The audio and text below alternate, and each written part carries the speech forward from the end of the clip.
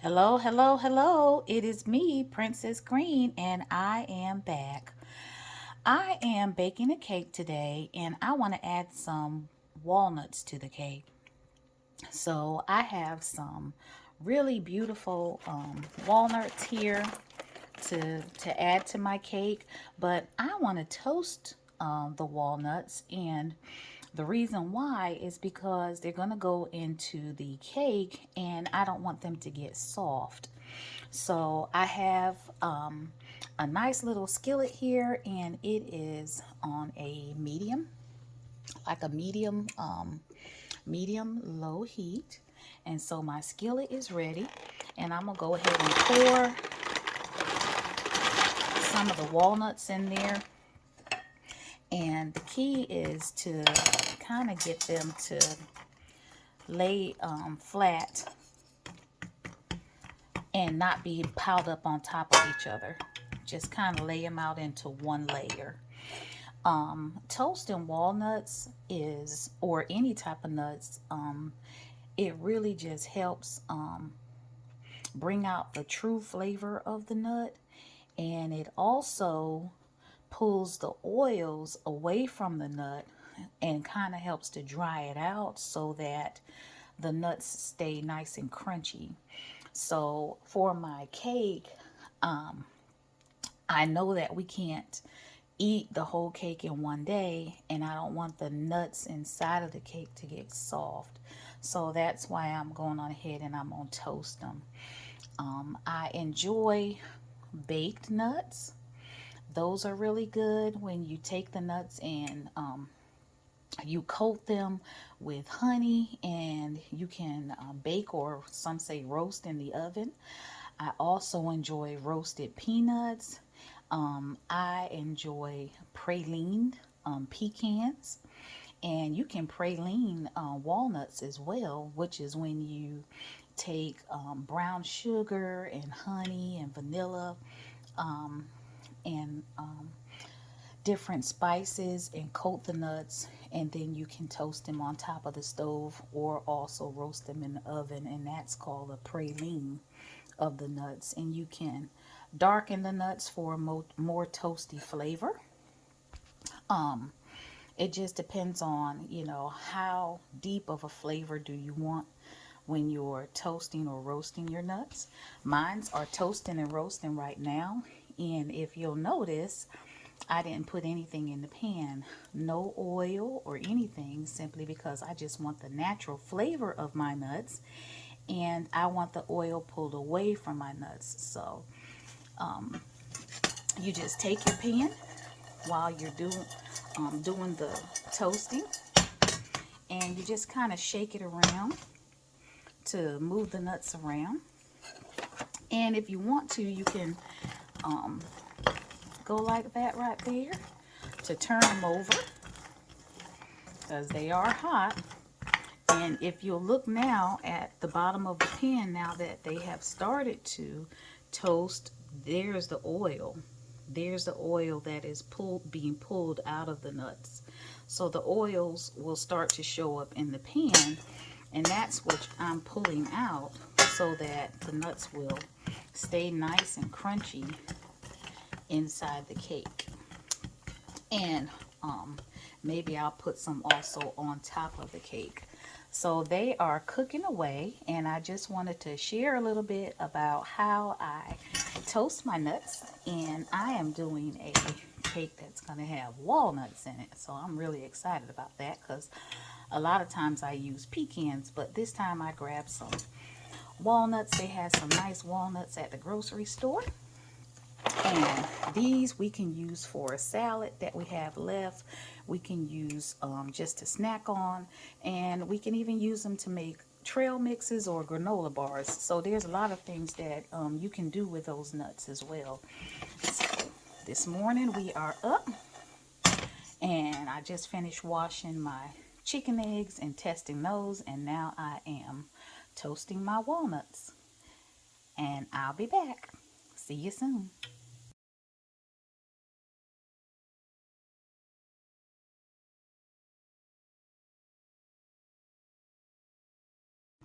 Hello, hello, hello. It is me and I am back. Yes, I am back. It is Princess Green and I am playing in the kitchen.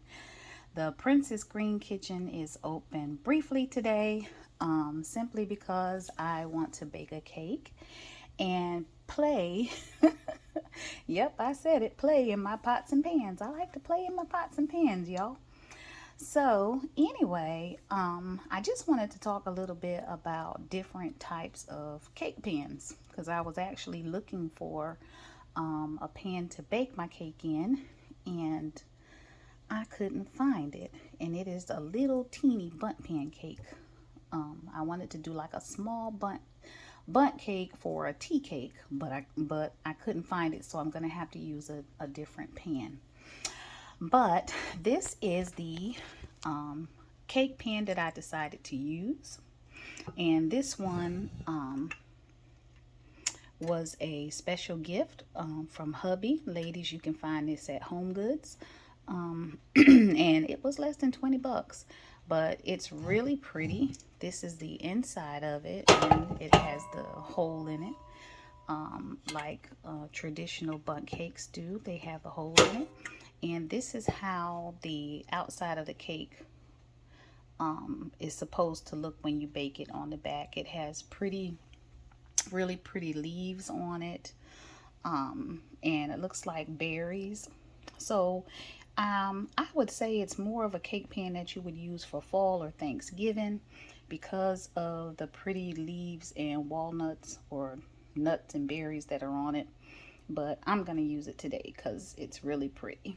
So that's that cake pan. And then I have a traditional bundt cake pan. And this one, it says on the inside bundt. So it is a bundt cake pan. And on the outside, it's got like a pretty, almost a rose gold coating. And it shows the way the shape of the cake should come out. And this one's really nice, but this particular pan is very thin. It's very thin. So when I cook with a thinner cake pan, I think that you should turn the heat down lower and really watch your cake because it could burn.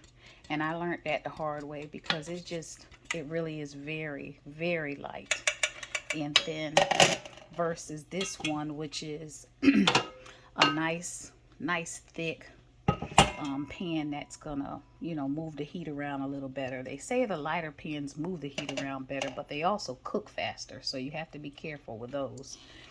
And then this is the round cake pan, but this type of pan I pretty much use for cornbread. I like this type of pan for cornbread. I consider it a cornbread pan. I used to have one that I used so much till I just burnt it slap up and ended up having to get another one. But this pan is a really good pan to cook a nice cornbread or a cornbread flitter in. And it's a lot lighter and not as many inches thick as this one, which is an actual cake pan. This one is a nice baking cake pan, and it's heavier, and it won't burn your cake. This one is a sheet cake pan. So if you want a thinner cake and you want to do a nice little sheet cake, you have your traditional sheet cake pan, which I've never made a sheet cake in this type of pan, but I do plan on trying it. I use it for other stuff. And then the square cake pan. This is also one if you want to, have a square cake, which is really nice. So I've not done a square cake yet either, but I plan on doing a square cake. So those are just some of the things that I found while I was digging down in these cabinets, and all that digging, I still didn't find the one I wanted. But I tried to, over time, collect a few little pans here and there because you never know. You might not necessarily want, something that fancy. You might want something more traditional you're gonna get it done quick. You might want something smaller. It just depends on, you know, what you're cooking for. And then I pulled out my little blender, and I'm gonna get my blender going in just a little bit as well. And for my cakes, I use this handle right here. Anyway, so that's a little bit about cakes. So I'm excited because we've got our chicken eggs cooked, we've got our walnuts roasted, and this is the pan that I'm going to use. And y'all have a wonderful day. Bye bye. Hello, hello, hello. I am back and baking my cake. So I talked earlier about wanting to bake a cake, and I'm doing a nice bundt cake. And inside this bundt cake, y'all, I have butter, fresh chicken eggs, some whipped cream, sour cream, and I'm also going to add in some walnuts. So I've got my 3 cups of flour in here. I've got a stick and a half of butter, and I've got some, instead of vanilla, I decided to use almond extract because I'm using nuts. So I use some almond extract in there, a little bit of baking powder, a dab of salt, and of course my little 3 cups of flour, and just all kinds of good stuff. But this cake does not require milk because it's so rich, so there's no milk in this cake. But those 6 chicken eggs are just moving along in there, and the batter is just beautiful. There it is. There's the batter, and I have here a half a cup of those toasted walnuts. So I'm gonna go ahead and because we toasted the walnuts together, I'm gonna go ahead and just let you see me add them. So I'm gonna gently add those walnuts in there so that they can mix on up.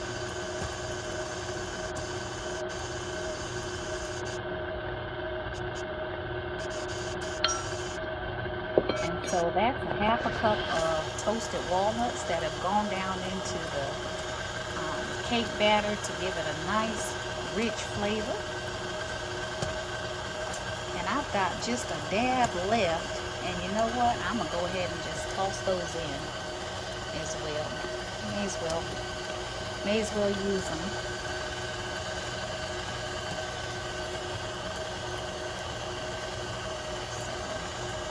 There they are. And so this beautiful walnut cake is coming along. I'm gonna let this mix up really good. And this is a very decadent, to say the least, cake with all of the whipped cream and butter and the Philadelphia cream cheese and all of the wonderful things that are in there. I don't use as much sugar as the recipe calls for, simply because there's plenty within the whipped cream, the cream cheese, and the sour cream. So there we go, and see you soon.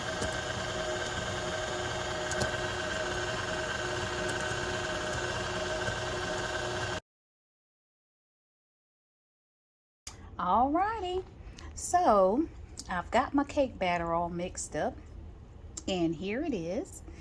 And it has the beautiful toasted walnuts down in there. There's those pretty toasted walnuts down in the batter.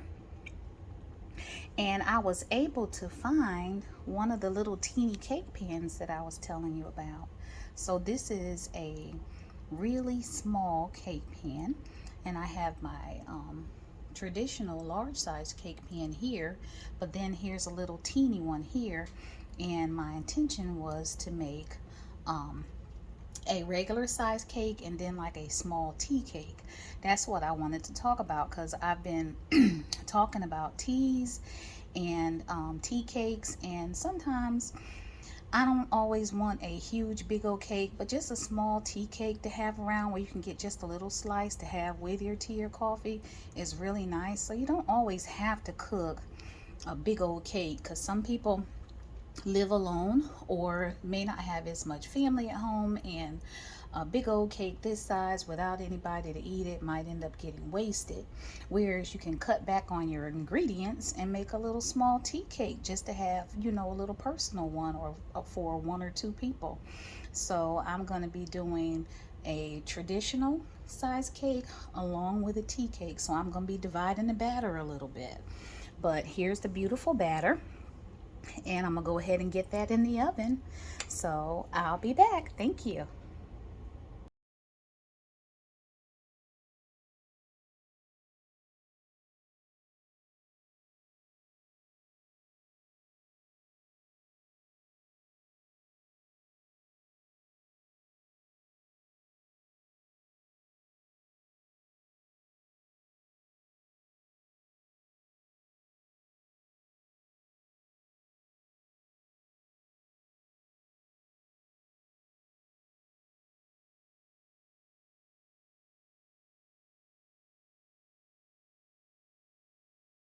Hello, hello, hello. Hi, everybody. It is me, Princess Green, and I am just relaxing today and just kind of stepped away from some of the other things that I've been working on and decided to open up my kitchen and turn on my oven and bake a cake. So I actually baked two cakes, and I'm so excited about it. Um, I was able to find the small baking pan that I was looking for what I would consider a personal cake, or what you might call a tea cake. I'm gonna step away just a second. And this is that little pan. It's, you can get like small baking pans in the baking section, so you don't have to use a big pan all the time if you just want to bake a small cake. And so I use this small pan to bake this cake, and this is the toasted pecan cake, and I've already iced it with a cream cheese frosting, and I'm gonna go ahead and put some crushed walnuts over the top. And traditionally, whatever you put inside of the cake, you either garnish on top of the cake or around the cake, so that people will know, you know, what's inside the cake. So I'm gonna go ahead and garnish.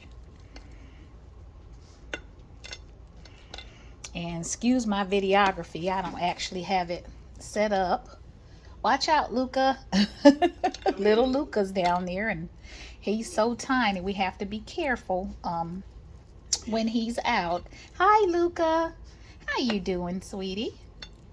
But there it is. This is the first cake, and it is a just a beautiful pound cake that I added some toasted walnuts to, and I garnished the top of it with some walnuts. And I'm gonna go ahead and get this all wrapped up, and this is going to a dear friend, and then I'm gonna work on the cake here for the family. Y'all have a wonderful day. Bye bye. Hello, hello, hello. It is me, Princess Green, and I am finishing up with the cakes. So over here I have my second cake, and it is just a gorgeous brown. And how do I get this color? I get this color from one of the ingredients that I used, and it's called birthday cake. It's a really rich color, and it just gives the cake a really beautiful color as well. And so here's the actual large cake that I baked. And over here I have some milk, brown sugar, the toasted pecans that I had left, and also some brown butter. So I've softened up some butter, cooked it, and it's like a light caramel brown, which is exactly what I want. I'm going to add just a little bit of milk to that. And I'm going to add brown sugar. Break that brown sugar up a little bit.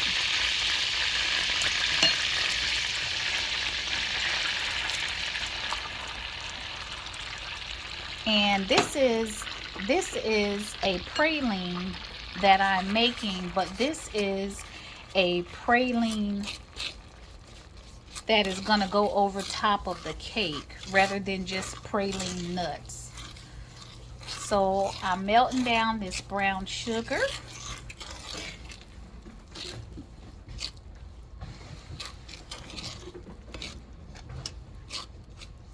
And I'm going to add just a little bit more milk to it to kind of loosen it up some. The recipe didn't call for much milk, but I think it needs a little bit more milk to loosen it up.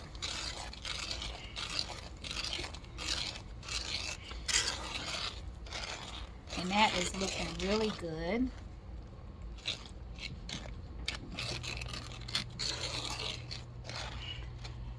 Alrighty, I've got a little bit more brown sugar left there. And I'm gonna go ahead and add in those walnuts.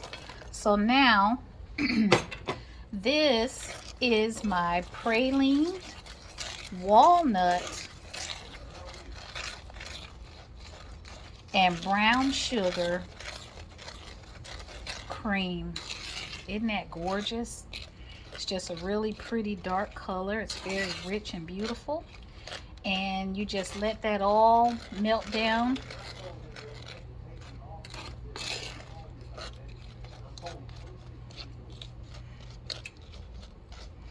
And this way of pralining the nuts is just really nice. It takes a little more steps, but it's different and it's delicious.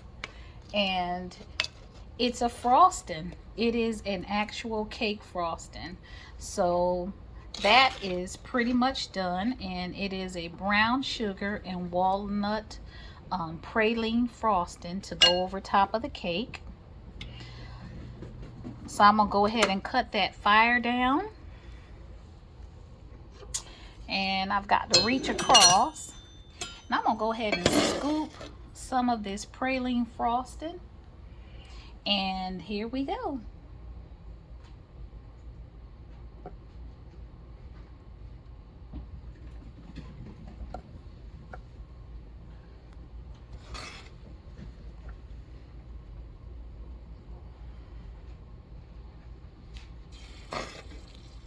Just want to get it all over your cake.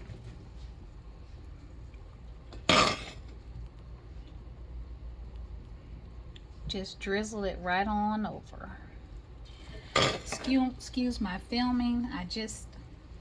I'm doing this one by hand.